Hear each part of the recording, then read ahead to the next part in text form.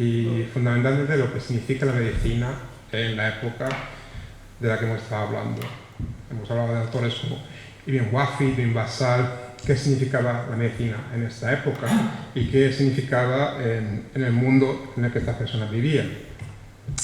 Cuando hablamos de medicina, por resumir, normalmente hablamos de medicina islámica medieval. Y estos tres términos son complicados de por sí. Algunos por razones ideológicas, religiosas, otros por razones disciplinarias. Si hablamos de medicina, hoy hablamos de medicina, vamos al médico, pero nuestro médico no es el médico del siglo XII o XIII. Es un concepto completamente diferente.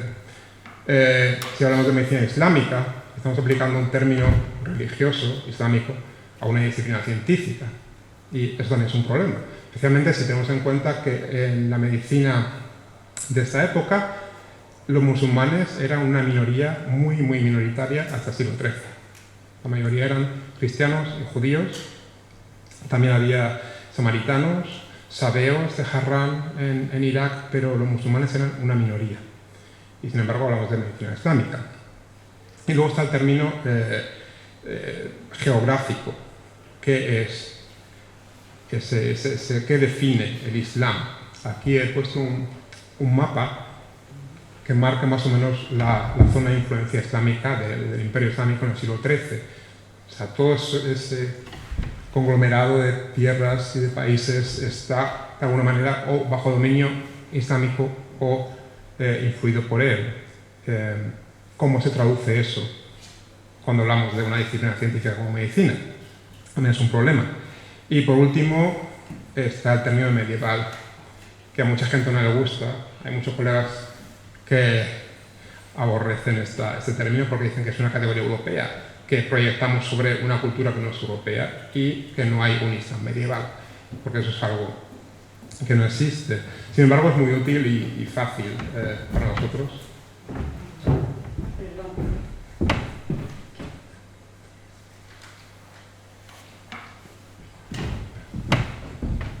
También se puede hablar de medicina premoderna, en algún sentido. Para mí la cronología no es un problema, en general no suele ser un problema, porque si miramos lo que se hacía en el ámbito de la medicina en el mundo islámico, desde el siglo IX hasta finalizada lo que es nuestra Edad Media, hasta el siglo XVI, lo que se hacía en Europa cuando empezaron a traducirse los textos árabes, aquí en Toledo en el siglo XII hasta el siglo XVI, es más o menos lo mismo. Todos comparten el mismo paradigma. El concepto de medicina cambia en el siglo XVII con la revolución científica. En ese sentido, la cronología no debe ser un problema. Podemos hablar de medieval, premoderna, pero el concepto de islámico y el concepto de medicina son problemáticos. Lo que voy a hacer es discutir qué significan estas cosas. Y voy a poner ejemplos de autores judíos andalusíes, porque hemos inaugurado hoy el itinerario en el Museo Sefardí, pero al final espero que quede claro que da igual la religión. Podían ser judíos, podían ser cristianos, podían ser musulmanes, lo que iban a decir era prácticamente lo mismo. ¿Qué es la medicina de la que hablamos en esta época, la medicina medieval? En el fondo es la asunción de la tradición médica griega. En el siglo IX, en Bagdad, se produce un movimiento de traducciones, se traduce muchas obras de Hipócrates, se traduce prácticamente todo galeno, y eso se asume como propio. Las traducciones están hechas por cristianos, fundamentalmente. Tal vez conocen a Hunayn bin Ishaq, Ioannitius, en latín, que tradujo casi todo Aristóteles, tradujo casi todo galeno. Y este es el paradigma que se va a utilizar desde esa época hasta, como he dicho, el siglo XVII, que es un paradigma hipocrático galénico. Así. ¿En qué se basa? Se basa en la idea de que la salud significa equilibrio y la enfermedad significa ruptura de equilibrio. ¿En qué se basa este equilibrio? El cuerpo, todos los seres vivos están formados por 4 elementos. Está la tierra, el aire, el agua, el fuego. Y también hay 4 humores en el cuerpo, que son la sangre, la flema, la bilis y la bilis amarilla y la negra. Y cada uno de estos elementos tiene propiedades, 4 propiedades. Las propiedades naturales son el calor, el frío, la sequedad y la humedad. Cuando hay un equilibrio entre estos fluidos y estas cualidades, tenemos salud. Si este equilibrio se rompe por alguna razón, entonces sobreviene una enfermedad. Las razones que explican esta pérdida de equilibrio para estos autores eran o naturales o no naturales. Estos términos también están explicados. Las causas naturales eran, además, cosas innatas. O sea, hay personas que tienen una complexión colérica, o unas personas que son más melancólicas, porque tienen una preponderancia natural a tener más bilis negra o más flema. En ese sentido, es algo natural que debe corregirse.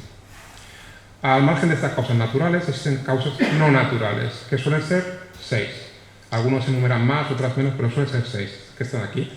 Es el medio ambiente, o sea, las condiciones del medio ambiente, el aire que respiramos, el agua, todo lo que nos rodea, los alimentos, las bebidas que ingerimos, el ejercicio o el reposo, eso influye en la salud, el sueño y la vigilia también, secreción y excreción, depende de lo que secreta el cuerpo o no secreta, también puede cambiar el equilibrio de los humores y las propiedades naturales.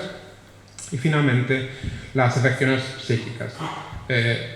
Los problemas mentales, si tienes angustia, si estás enamorado, todo este tipo de cosas también tienen una influencia en el equilibrio humoral.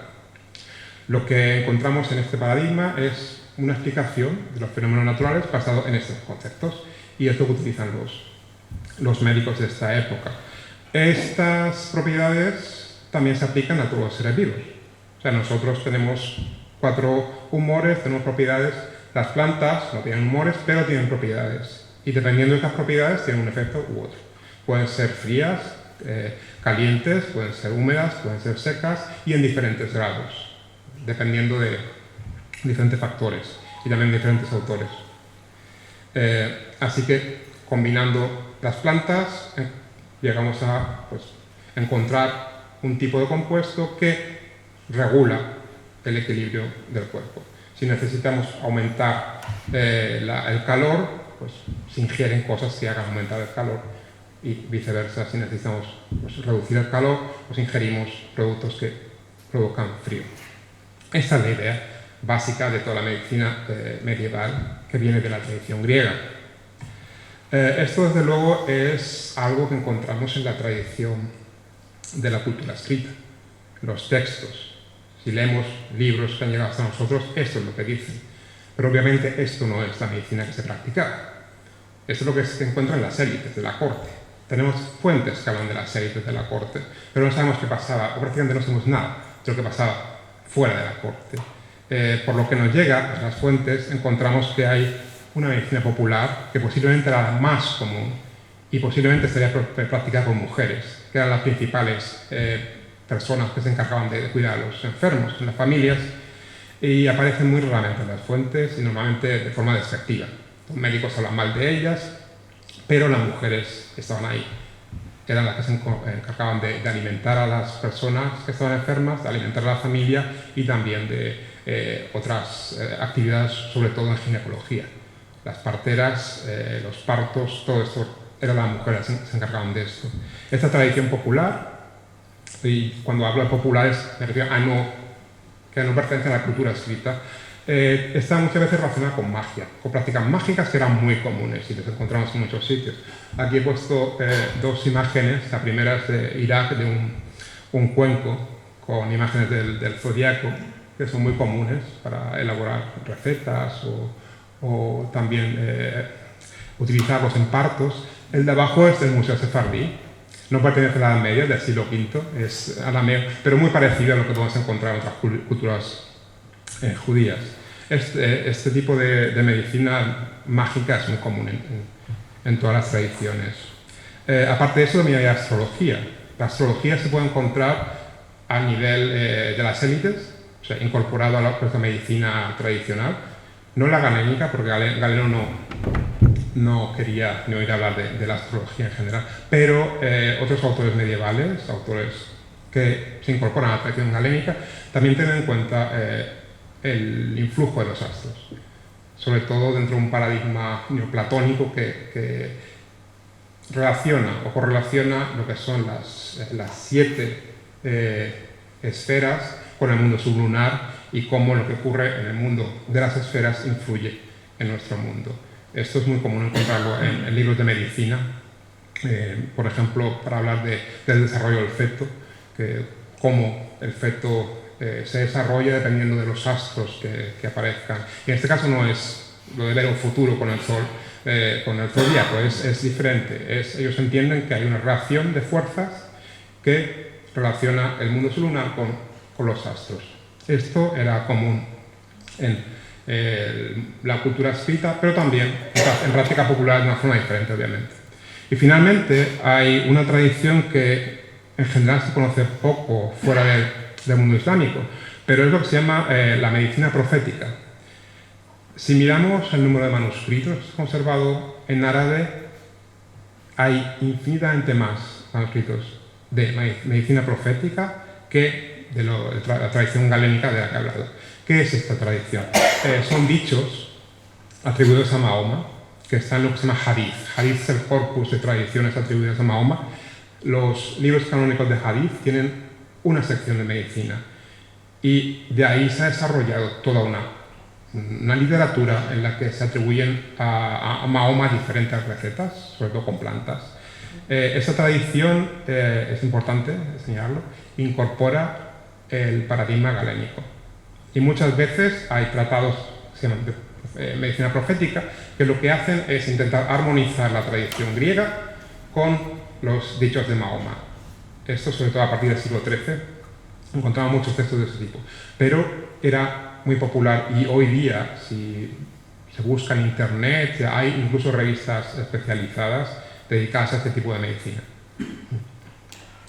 Esto también existe, obviamente, en la tradición judía. Hay medicina en el Talmud, hay referencias a la medicina en la Biblia, y existe también pues, algún tipo de literatura en la que se atribuyen recetas a profetas, igual que en la tradición musulmana, no solo a Mahoma, bueno, puede aparecer Moisés o otros profetas anteriores preislámicos, y esto es común tanto a la tradición islámica como a la judía. En la Biblioteca Nacional de Francia, por ejemplo, hay 2 manuscritos en judeo-árabe que provienen de Al-Ándalus, Farad, con estas tradiciones. Son muy antiguas, son muy extrañas y están sin editar, pero esto es parte de lo que sería la medicina popular, que escapa en general a lo que conocemos como medicina galénica, que son los textos que hemos recibido. O sea, esto es muy importante, pero las fuentes hablan muy poco de este mundo. Pero lo tenemos que tener en cuenta. Si miramos en proporción, yo diría que las principales personas a cargo de los enfermos son las mujeres, de las que no sabemos prácticamente nada. ¿Qué es lo que conocemos? Los textos galénicos que han llegado a nosotros. Al hablar de profecía y de medicina, también conviene discutir un poco el tema del conflicto entre medicina y religión, que también es algo de lo que se habla mucho hoy día y en general es una proyección moderna sobre el pasado. Ese conflicto en general no existe.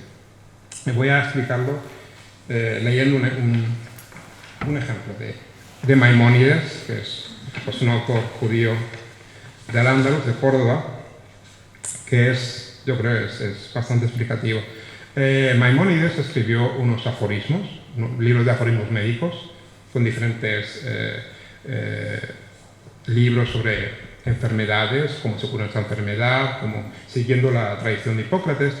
Y uno de estos libros contiene una sección como respuesta a Galeno, el autor en el que él se basa casi siempre. Pero ¿por qué escribe una respuesta, una crítica a Galeno? Pues porque Galeno dijo lo siguiente en uno de sus libros, voy a leer. Eso es lo que dice Galeno, un autor del siglo II, griego. Para Dios no habría sido posible hacer de una piedra un hombre en un instante, simplemente con desearlo. Precisamente en este punto difiere nuestra opinión y la de Platón y de otros griegos que siguen el método correcto en la ciencia natural. De la postura adoptada por Moisés, esto difiere de la postura adoptada por Moisés. Para este último, es decir, para Moisés, el profeta, parece suficiente decir que Dios simplemente deseó la disposición de la materia y ésta se ordenó de inmediato. Pues Moisés cree que todo es posible para Dios, incluso si quisiera hacer un toro o un caballo a partir de cenizas. Nosotros, dice Galeno, sin embargo, no sostenemos esto. Decimos que ciertas cosas son imposibles por naturaleza y que Dios ni siquiera intenta tales cosas, sino que elige la mejor entre las posibilidades del devenir. Tenemos aquí sí un conflicto entre una tradición médica griega y una tradición profética, en este caso Moisés. Esto aparece en textos, pero los autores judíos o musulmanes intentan armonizar esta tradición con sus religiones. En este caso, Maimónides escribe una respuesta a Galeno diciendo que Galeno no entendió a Moisés, como se dice en la Biblia.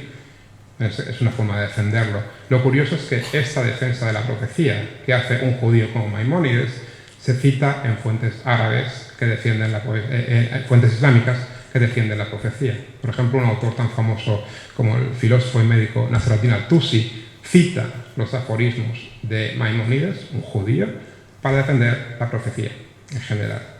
O sea, que en este caso musulmanes, judíos, utilizan el paradigma. Y por otro lado, Galeno y la tradición griega también sirve para defender la profecía. Y también la usa Maimónides. Y voy a leer otro ejemplo que también es muy claro. Esto lo escribe Maimónides en sus epítomes sobre Galeno. Maimónides escribió 21 obras resumiendo obras de Galeno. O sea, las obras clásicas griegas que se habían traducido al árabe, él hizo resúmenes de 21 de estas obras. 5 de ellas son sobre anatomía, pero Galeno escribió mucho sobre anatomía. Y a Maimónides le parecía demasiado, sobre todo porque Galeno escribía mucho sobre filosofía, incluía disquisiciones filosóficas, y para Maimónides eso no tiene nada que ver con la medicina, y él excluía todo eso. O sea, los epítomes, los resúmenes, él cogía todas estas cosas que para él estaban lejos de lo que es la medicina y los quitaba. Pero dice lo siguiente, estoy hablando de un ensayo sobre anatomía.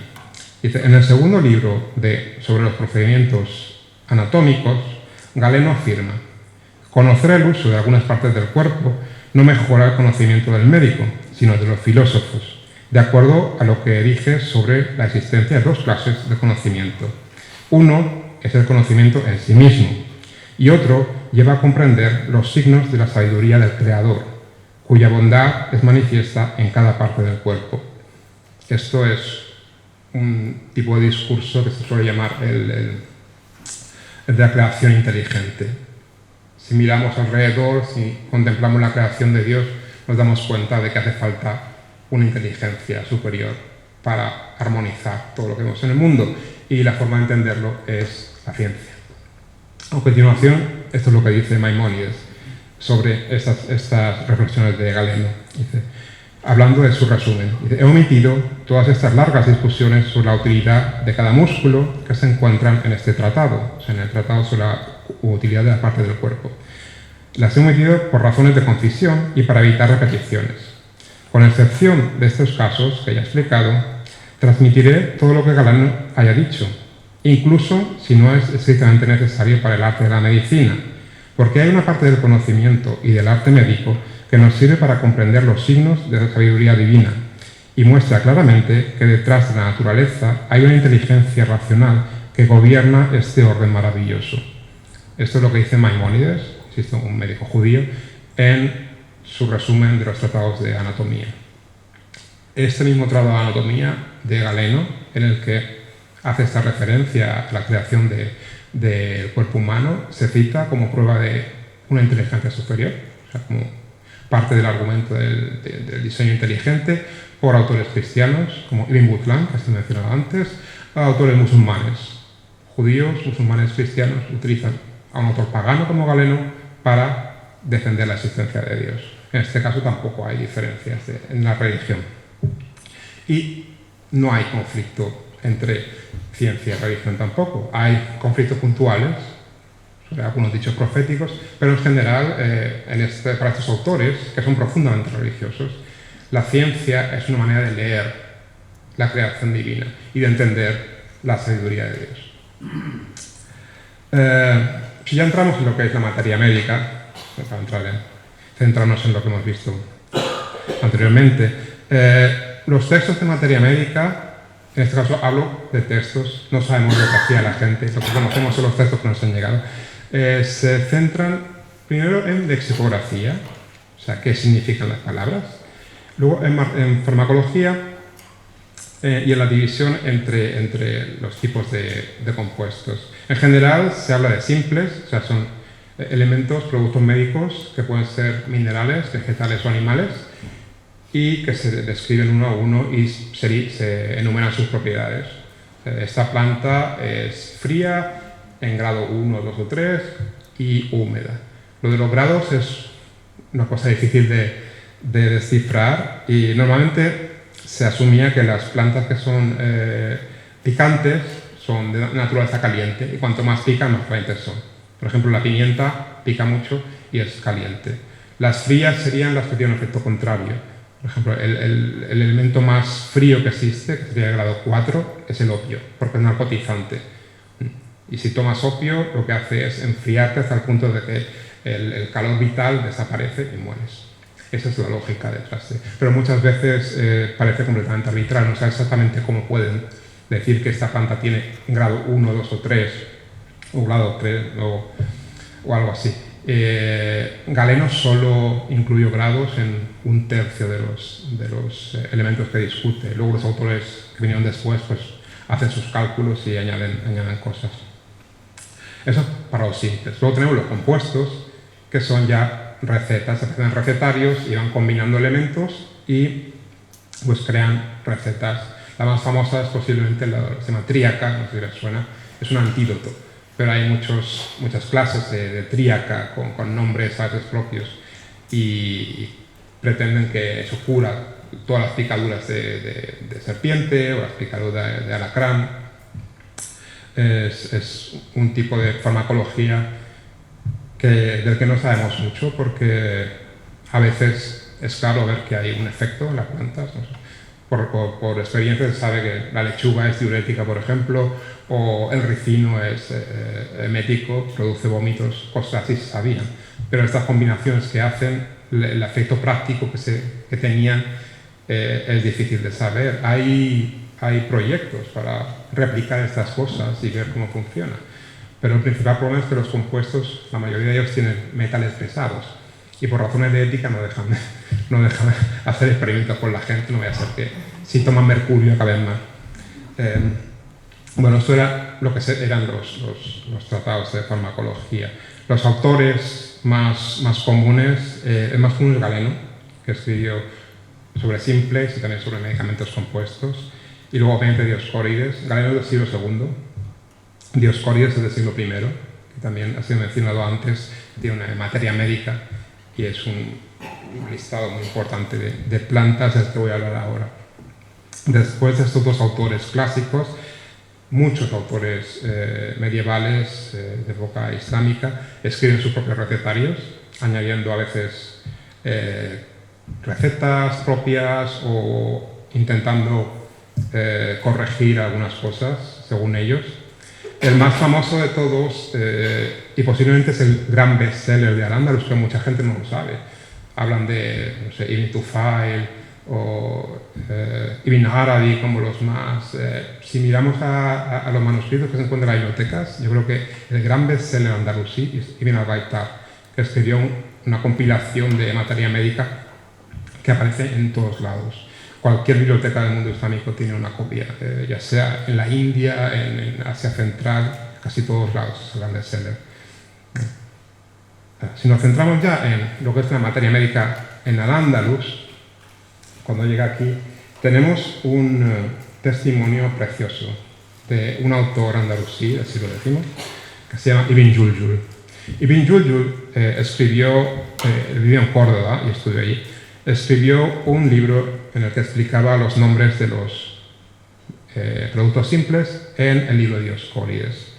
Y en la introducción nos cuenta cómo llegó el libro de Dioscórides al Ándalus. Por desgracia, esta obra de Ibn Juljul no no ha llegado a nuestros días, pero se conservan citas y una de ellas es este prólogo que voy a leer entero porque es un testimonio fantástico. Eso es lo que dice Ibn Jurjul. El libro de Dioscórides fue traducido en Bagdad durante el califato abasí, en los días del califa Ja'far al-Mutawakkil. Istifán bin Basil, el traductor, lo tradujo del griego al árabe y su trabajo fue examinado por Hunayn bin Ishaq, que corrigió y certificó la traducción. Aquellos nombres griegos que Istifán supo cómo traducir, los tradujo al árabe, y aquellos para los que no conocía un equivalente en árabe, los dejó en griego, es decir, transcritos. Confiaba en que Dios Todopoderoso enviaría después a alguien que conociera estos nombres y los tradujera al árabe. Istifán estaba seguro de que entre quienes vinieran después de él, habría quienes conocieran estas clases de productos, para los que él no había podido encontrar un equivalente árabe en su tiempo, y que los nombrarían de acuerdo con lo que hubieran aprendido en su propia época, para que los nombres de estos productos fueran por fin conocidos. Este libro, es decir, el libro de Dioscórides, llegó al Andalus en la versión traducida por Istifán, que contenía aquellos nombres de medicamentos que él supo traducir al árabe y aquellos que no supo traducir. La gente sacó provecho de todo lo que pudo entender de él, tanto en Oriente como en el Andalus, hasta los días de Al-Nasir bin Abderrahman ibn Muhammad, o sea, Abderrahman III, el califa omeya, quien en ese momento era el gobernante en el Andalus. Romanos, el emperador de Constantinopla, le había enviado espléndidos regalos en el año 948-49. Entre estos regalos había una copia del libro de Dioscórides, iluminada con maravillosas ilustraciones bizantinas de plantas. El libro estaba escrito en griego, es decir, en griego antiguo. Romanos escribió lo siguiente al Nasser: no sacarás provecho del libro de Dioscórides a menos que tengas a quien conozca la lengua griega y reconozca las características de estos productos. Si hay alguien capaz de hacer esto en tu tierra, podrás beneficiarte de esta obra.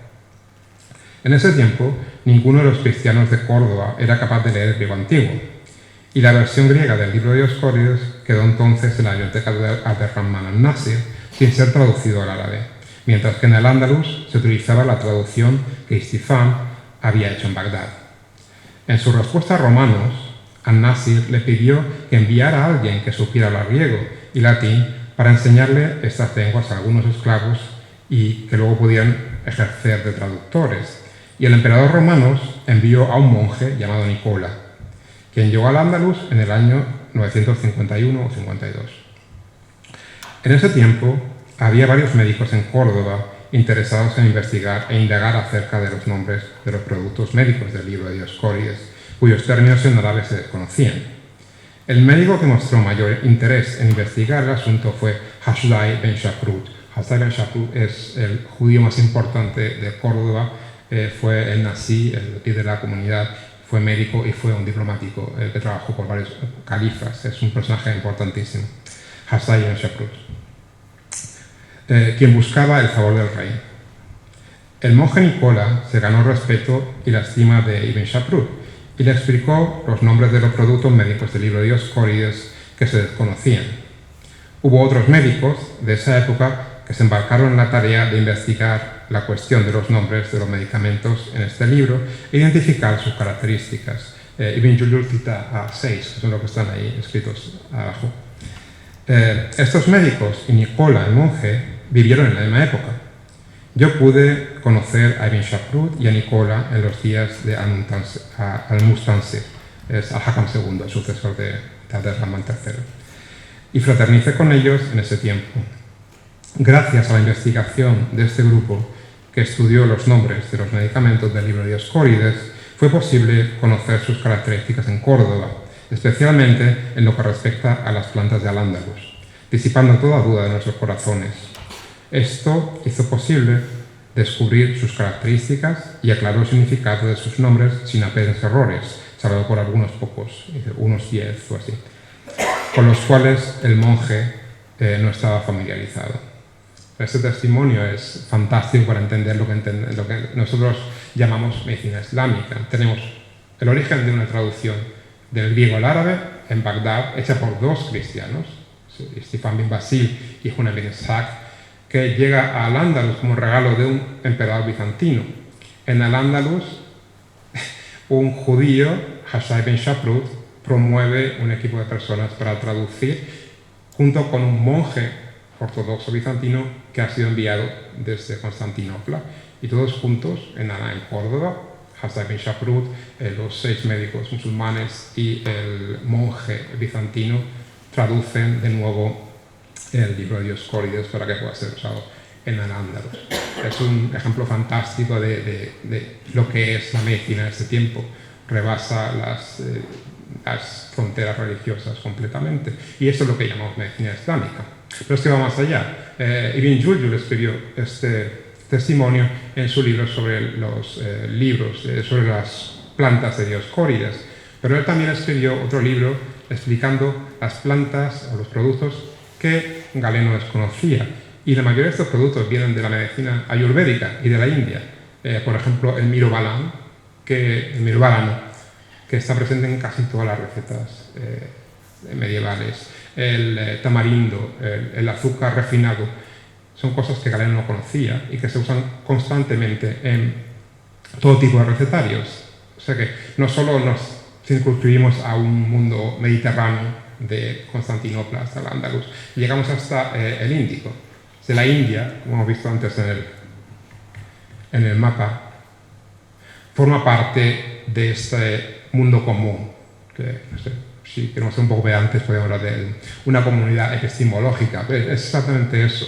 Es gente de diferentes religiones que comparten una forma de entender lo que es la medicina, la ciencia, y se remiten a los mismos referentes. En este caso es la tradición galénica y va desde la India, porque ahí se asume la tradición ayurvédica y algunos productos, pero se incorporan al paradigma galénico, hasta el Andalus, como bien muestra Ibn Juljul. Voy a poner algunos ejemplos de las plantas que hemos visto esta mañana, ya para acabar, con autores judíos. El primero es Maimónides, ya he hablado antes de él, además de médico fue rabino, filósofo. Escribió en árabe clásico, en judeo-árabe y también en hebreo, y su obra hebrea fue traducida por Ibn Tibón. Este busto está también en el Sefardí, me lo dijo María, gracias, por curiosidad, está expuesto en una de las salas. Y por ejemplo, voy a leer lo que dice en uno de los epítomes de la obra galénica, lo que dice Maimónides sobre el higo. Dice, el higo, la naturaleza del higo es cálida al final del primer grado, lo que he dicho antes, de diferentes grados, o al comienzo del segundo. Es una fruta suave y por estas cualidades resulta útil tanto para supurar las tumoraciones duras como para disolverlas. El higo seco, si se aplica solo como cataplasma, como ya he descrito, surte efecto por sí mismo. Si se busca que la tumoración supure, ha de mezclarse con harina de trigo.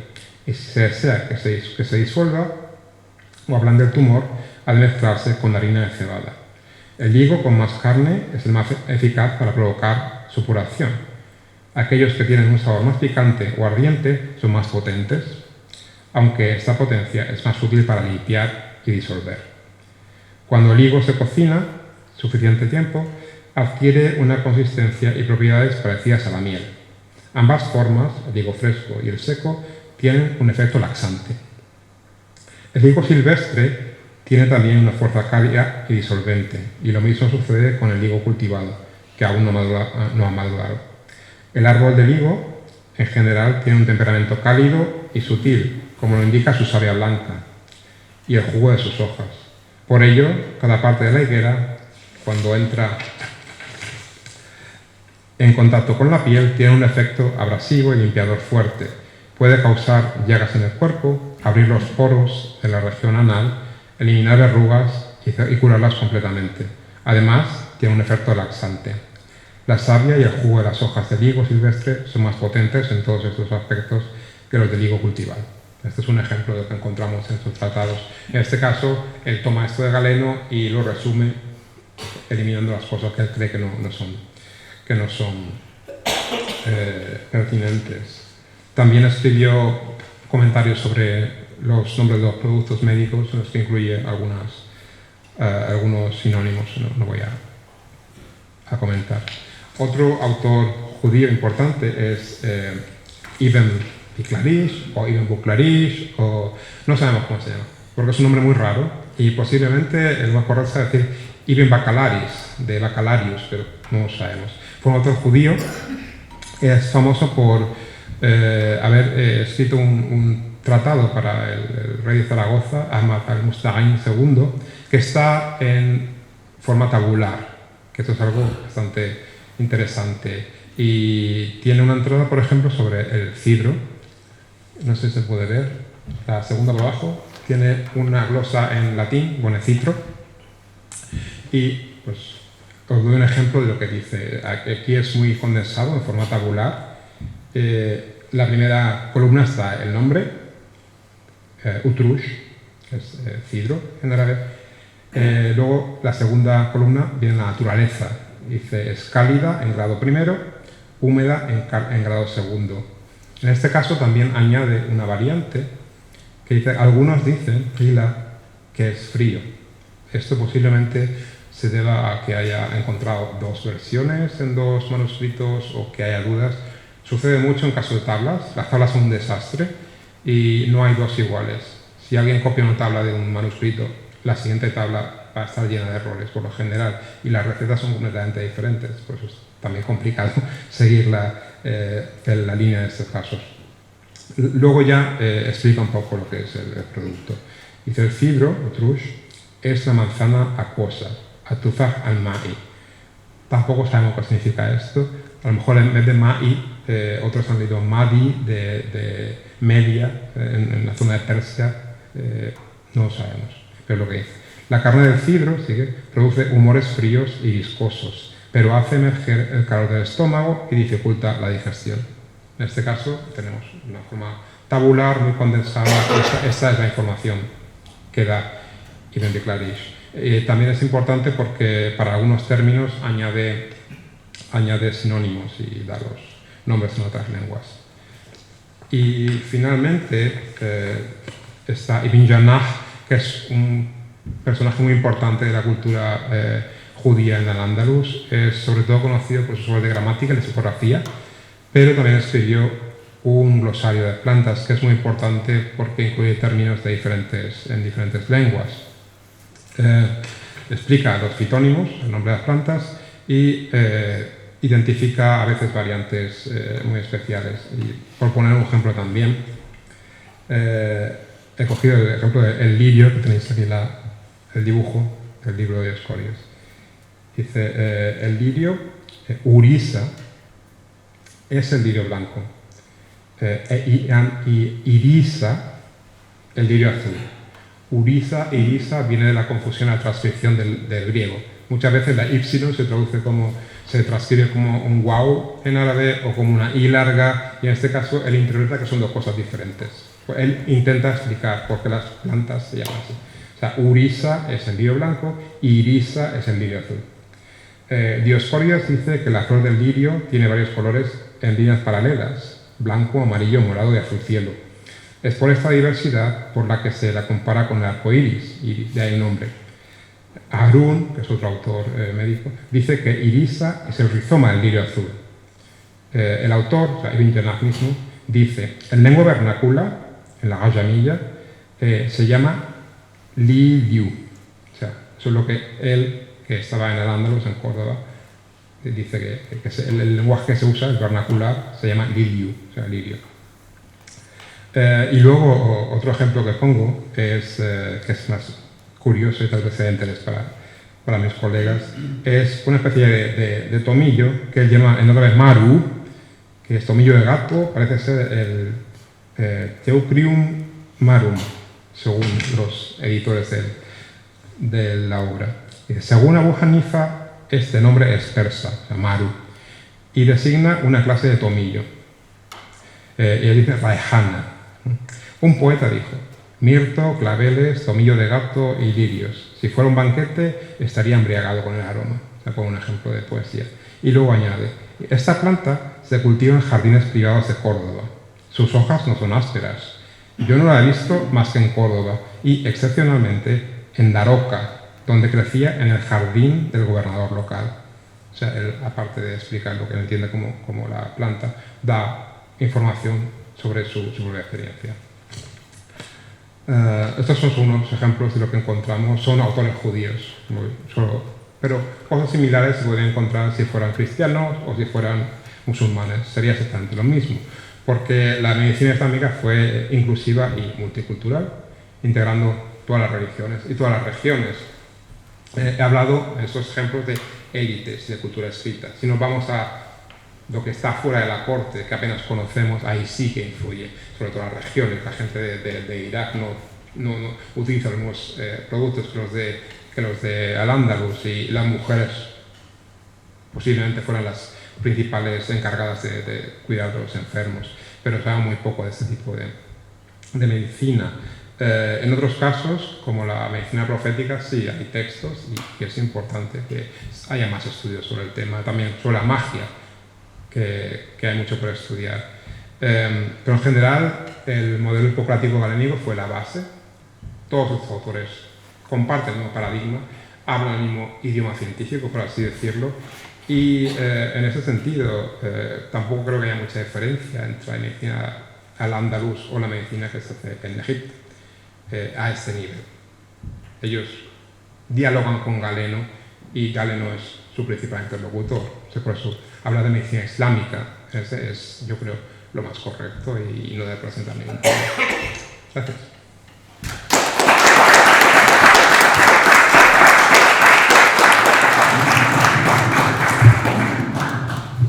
Bueno, vamos a dar paso al turno de preguntas. Vuelvo a repetir un poco el mismo sistema. Quien quiera hablar, por favor, que levante la mano y las compañeras del Museo Sefardí le dan el micrófono. Gracias.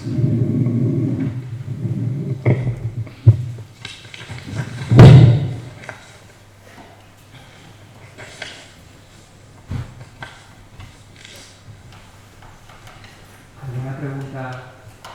Si no, a lo mejor la primera fila, que son los asiduos. Es muy tarde. Bueno, si no me lo traen. Sí, te lo están trayendo. Pero realmente hay un gran problema en la identificación de las plantas en toda esa época, porque la iconografía no era muy fidedigna, por una parte. Y bueno, recuerdo una de las copias del Dioscórides que dibuja una planta que viene un poco de la tradición ibérica, pero a través de los romanos y tal, que es, ¿cómo se llama esta? La betónica.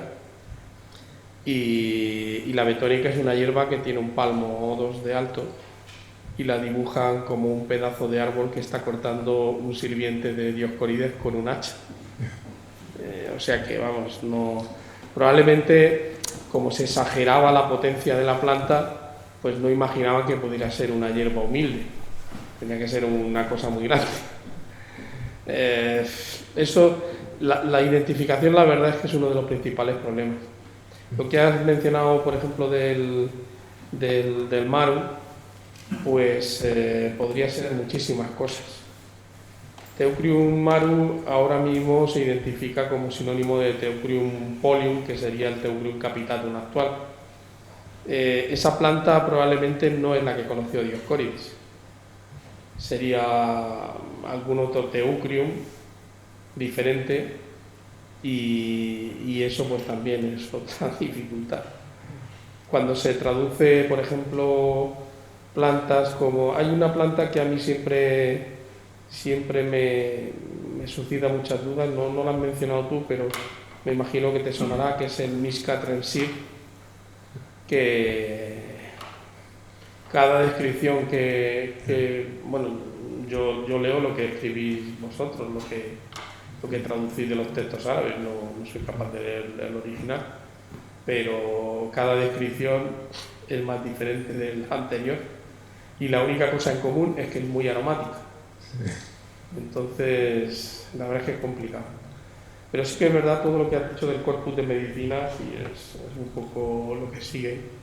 Y no sé si tú has llegado a estudiar ese fenómeno, pero por lo menos en Valencia sí que hubo muchos autores que escribieron sobre el tema de lo que se suele llamar es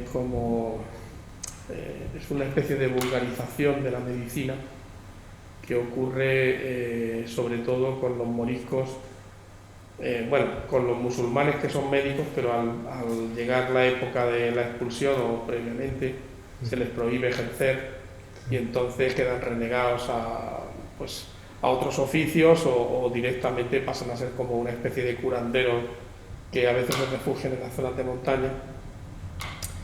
Y podría ser el origen de buena parte de la medicina popular, que sobre todo en muchas zonas de Murcia y todo lo que era la Comunidad Valenciana, Albacete, han quedado, sobre todo en zonas de montaña, donde cuando hacemos entrevistas etnobotánicas, pues te encuentras con gente que es capaz de manejar elencos de 150 o 200 plantas medicinales y siguiendo la galénica, obviamente, con caliente, frío, y en fin, un poco es el mismo discurso, pero en forma popular.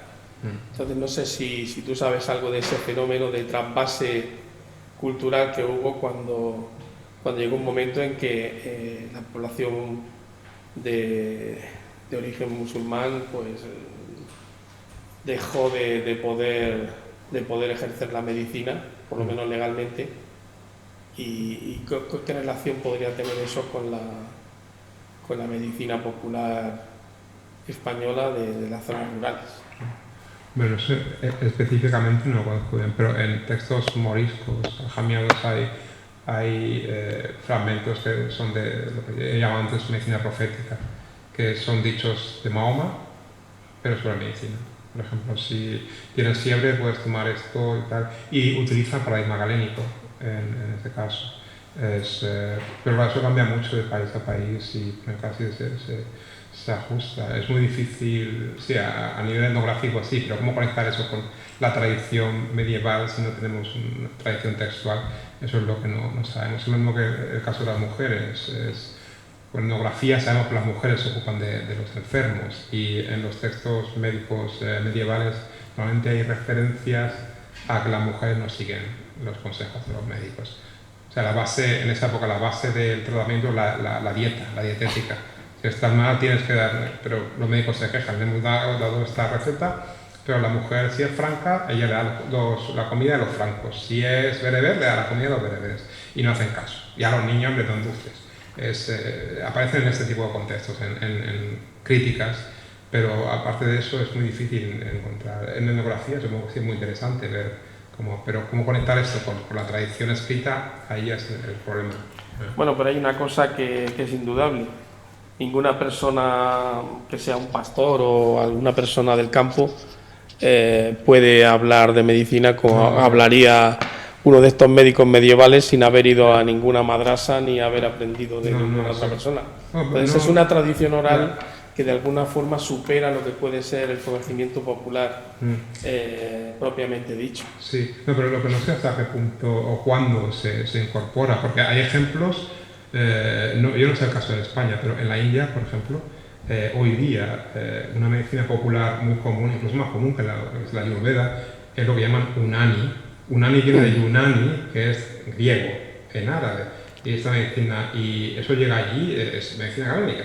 La medicina que he dicho antes, parte galénica de textos de Galeno, parte medicina profética, llega con el sultanato de Delhi, se populariza y luego llega a la India y se convierte en medicina popular, hasta el punto de que en la respuesta a la colonización inglesa y a la medicina occidental, ellos aportan su medicina popular que llega a todos los estratos de la población y es medicina galénica, que ha llegado allí en traducciones del árabe, primero al persa, después al urdu, a otros lenguajes, y se ha popularizado completamente, hasta el punto de ser un arma ideológica, un arma discursiva contra la imposición occidental de la ciencia que hicieron los ingleses.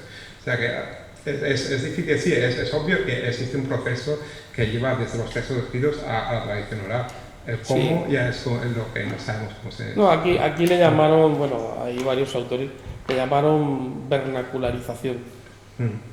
Realmente es como pasar de un conocimiento Claro, docto a un conocimiento popular, sí, sí. pero a través de ese proceso de pérdida de categoría social y todo esto que sufrieron. Sí. Entonces todas estas zonas de montaña sirvieron de refugio a muchos, Sí, los morir. muchos andalusíes y de hecho pues tras la última de las expulsiones hubo pueblos que quedaron completamente desiertos, o sea quedaron con cero habitantes, o sea luego eran todos prácticamente. Pero bueno, eso de la India también es muy curioso, eso no lo sabía. Que bueno, que la medicina Inani o Unani es de origen griego, sí, pero bueno, la verdad es que es un proceso muy parecido. Y de hecho, todavía, aunque estamos muy aculturalizados, todavía solemos utilizar la galénica en nuestro lenguaje. Sí. ¿Tienes frío? Pues tómate algo caliente, ¿no? Y Sí. siempre buscamos un poco las cualidades que tú decías, los 4 humores, en fin. Lo tenemos un poco impreso no digo en el ADN, que eso es un poco feo porque no es imposible, pero sí que culturalmente lo tenemos muy impregnado y es difícil, a pesar de todos los avances científicos, que nos lo quitemos de encima. Bueno, Bueno, Encarna quiere preguntar una... Yo creo que para preguntar, porque estamos hablando de la astrología o de la astronomía. Entonces, lo que sí es verdad, que en las plantaciones, cuando se planta, aconsejan hacerlos en épocas, si hay luna o no hay luna, influye. O sea, que realmente para los partos familiares, o sea, para los partos, que es lo que yo he trabajado con médicos ginecólogos, ¿no? Saben que depende de la luna, empiezan los partos y esa noche hay partos por todos sitios, ¿no? Y les pasa la vena. O sea, que realmente hay algo físico que es real, ¿sabes? O sea, no solo que se lo imaginen. Y me parece que para las plantas, que hablaban mucho de esto en los tratados andalusíes, es decir, cuándo tienes que plantar, y eso ha quedado una tradición. Nosotros hicimos un proyecto que lo investigamos y lo contaban todo. Dice, si quieres que crezca en la luna, no sé qué, si quieres no sé cuánto, tienes que hacerlo tal día. O sea, que eso lo han comprobado. bueno, en algo la de influencia práctica, debe algunas tener. cosas, ¿no? Si es capaz de mover el mar, Sí. Por eso, o sea que... algo de influencia Algo debe tiene que sobre tener. nosotros. Sí, hombre, influencia hay. Lo malo es cómo interpretan las influencias. Eso sí, Y en el caso de los partos, sobre todo, bueno, más que nada se relaciona con los abortos. Con los abortos y Sí. con los partos. ¿Qué pasa? Hipócrates tiene un tratado sobre los 7 mesinos y hay interpretaciones de comentarios en época islámica. Zabi bin Qurra es el más famoso, que era sabeo, ese ultramedicio. Y habla de si un niño de 8 meses, que nace con 8 meses, sobrevive o no, o es abortado, y hace una especie de algoritmo calculando las fases de la luna y cuando ha nacido, ha sido concebido. Ese tipo de cosas las hacen, sabe que hay influencia, pero obviamente de ahí a las conclusiones que sacan ahí hay un trecho. No, claro, por supuesto, pero vamos, que están hablando de algo que se constata, Sí. ¿no? Que pasa. No sé, en general es muy difícil comprobar la utilidad de la medicina galénica. Hay productos que sí, se sabe que es obvio que tienen un efecto que se conoce, pero la mayoría de los productos yo creo que es pura fantasía. Tiene un paradigma aristotélico, sobre todo, de que las cosas funcionan de una manera y sí, es picante, pues tiene que ser caliente, es narcotizante, tiene que ser frío, y ese tipo de esquema que permite poner todas las cosas en su sitio y comprender el mundo de una forma holística, pues les lleva a pensar de esta manera. Pero a la hora de la verdad, de medicina, cosas reales, yo creo que las parteras son las que más sabían, porque son cosas que se ven, ellas lo saben. Fisiología femenina, si se lee un tratado médico, es ciencia ficción. No sé, una de las teorías más famosas de Galeno es la de el útero ambulante que se mueve. Claro. Y si ya lees, por ejemplo, los tratados legales que hablan de fisiología femenina, eran hombres que no sabían nada. Y de hecho hay algún tratado, hay uno muy curioso del siglo XIII, que es un autor musulmán del Cairo, que por alguna razón fracasó siendo médico y escribió un tratado quejándose de su vida, y uno de sus mayores problemas son las mujeres. Y es, yo diría que una de las únicas fuentes que tenemos en las que se recoge algo de las mujeres. Y tiene una pelea con una comadrona en la que le dice, si un médico dice que entiende algo del interior de la mujer, miente. Tal cual. Es la realidad. Luego hay otro tipo de medicina, sí, de suturar heridas, ese tipo de cosas, sí. Medicina interna no sabían prácticamente nada. Sabían hacer cauterizaciones, eso sí, ya de época griega. Saben cómo cauterizar una herida, lo que son las arterias, a través de Galeno, porque él fue el que describió el cuerpo humano. Pero en esta época, y también lo dice Maimónides, no hay anatomía, no hay disecciones, está prohibido por la ley religiosa desde hace mucho tiempo, y todo lo que conocían de anatomía era por los tratados griegos, lo que leían ahí. Y muchas veces veían las cosas, veían que era diferente, con el caso de los esqueletos, pero seguían pues, leyendo a Galeno y seguían sus ideas. Sí, pero hay un aspecto en el que no estoy de acuerdo con lo que has dicho, y es que aparte de cómo explicaban la curación o las propiedades de las plantas, estaba la propia empírica. Sí, no, a eso me refiero. Entonces, lo único que explica el que un 80% prácticamente de las plantas que están en el libro de Dioscórides siguen en uso. Y ahora sí que sabemos por qué tenían uso, por los principios activos que contienen. Sí, no, algunos tienen principios. Entonces, por la práctica se sabe. Efectivamente. El problema viene con los compuestos, que es cuando mezclas todas las cosas. Sí, bueno, pero de todas formas, esa es una polémica también que ha habido hasta en el Renacimiento, se ha trasladado muchas épocas, la polimedicina y lo simple. Pero no me refiero a eso, me refiero a que realmente si funcionaba independientemente de que la interpretación fuera errónea. Sí, entonces la empírica ha sido también una herramienta que ha permitido el que muchas de esas plantas no se eligieron al azar. No, claro, si no me refiero a eso, me refiero a cómo lo interpretan, porque Incluso, los principios excesivos existen. Incluso vienen de tradiciones anteriores a la griega. Claro. Sí. Entonces siguen en uso porque efectivamente tienen un efecto fisiológico. Ahora, que la interpretación que daban desde luego no tenía sentido científico, pero sí funcionaban, y las que siguen en uso es precisamente por eso. Había otras que no, que efectivamente eran inventadas y se han descartado, pero si uno mira un manual de fitoterapia moderna, es científica. Sí, tienen efectos hay un porcentaje muy alto de plantas que son las mismas. Algunos que se pueden comprobar, pero el problema es eso, que cómo interpretan eso. La interpretación era... La ciencia detrás de eso. Y de hecho todavía aparece en las críticas de las mujeres. En ese libro una mujer le dice que ella puede ser médico. Y el médico le dice, no, tú eres una mujer, tú no puedes ser médico. Y dice, yo me puedo decir que voy a hacer un traje.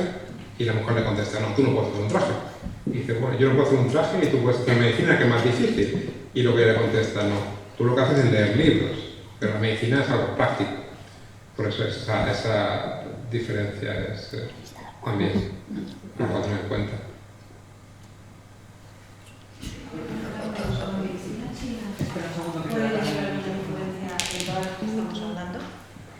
Ya lo he dicho. No, pero para que se grabe. Lo que te quería decir era que si la medicina china ha tenido alguna influencia en todas estas medicinas que estamos hablando, porque la medicina china tiene una antigüedad tremenda, mucho más que la ayurveda, o por el estilo. Sí, bueno, hay de medicina china se conoce un testimonio en la época islámica.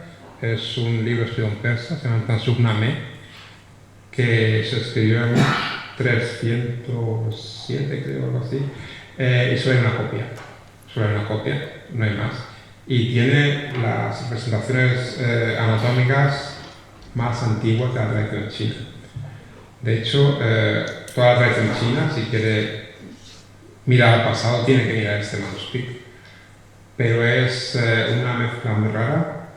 Está sin editar y sin traducir. Hay una traducción china, pero que yo sepa no está traducida en ninguna otra lengua. Mezcla conceptos de la medicina galénica con la terminología y traduce medicina china utilizando un paradigma pues, galénico, o sea que resulta muy extraño.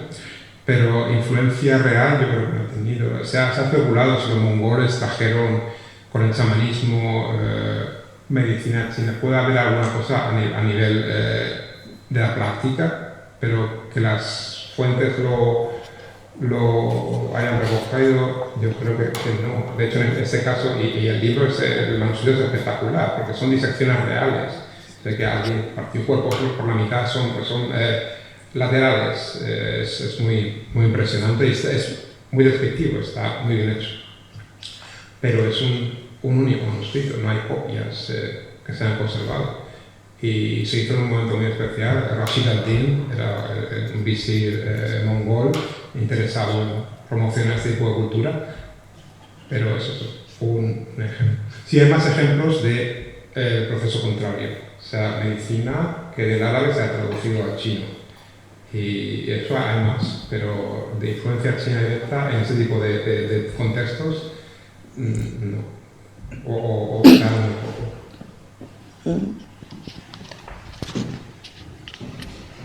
¿Hay alguna pregunta?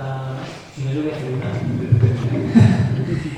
Solo quiero preguntarte, Ignacio, si, como decías, que hay también esta práctica de los tratados como intentando descubrir las especies concretas que mencionan en Dioscórides, Galeno, ¿no? Por ejemplo, para los medicamentos simples, si luego, a partir de la práctica de estos médicos, hay alguna sustitución por plantas como locales, regionales, porque claro, o sea, una cosa es al nivel no mediterráneo hasta la India de esa disposición de plantas, pero a lo mejor un agrónomo concreto en Toledo, Córdoba, una ciudad concreta no tiene esa disponibilidad. Entonces, ahí en los tratados se ve que aparte de las introducciones de especies, se ven regionalismos.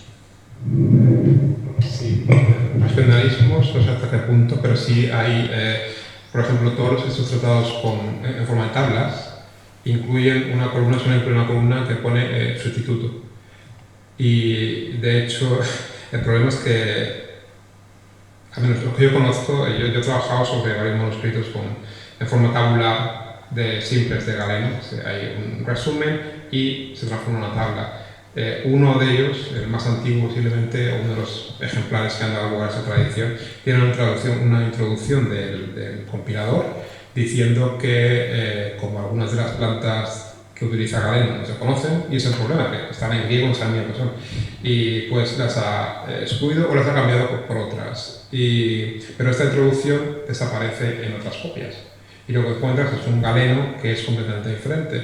Y muchas de las recetas de Galeno tienen, como he dicho antes, mirobalano,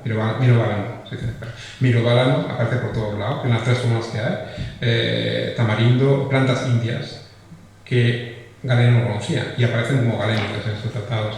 Y sí, en estos tratados tabulares hay sustituciones.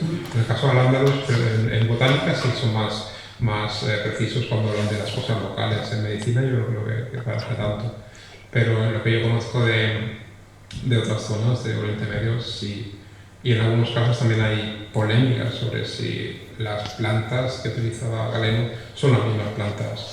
Hay, por ejemplo, un tratado sobre el ruibarbo que polemiza con esto. Galeno habla del ruibarbo, pero las propiedades que él dice que tiene no son las que tiene hoy día. ¿Es el mismo? ¿No es el mismo? El problema, claro, si dudas de esto, pues se cae todo el entramado. A lo mejor hay problemas de traducción, hay problemas de que las plantas en el siglo II después de Cristo no son igual que en el siglo XI en Cairo. Es un problema grave. Pero sí hay sustituciones. Si no hay ninguna pregunta más, pues yo creo que cerramos la jornada.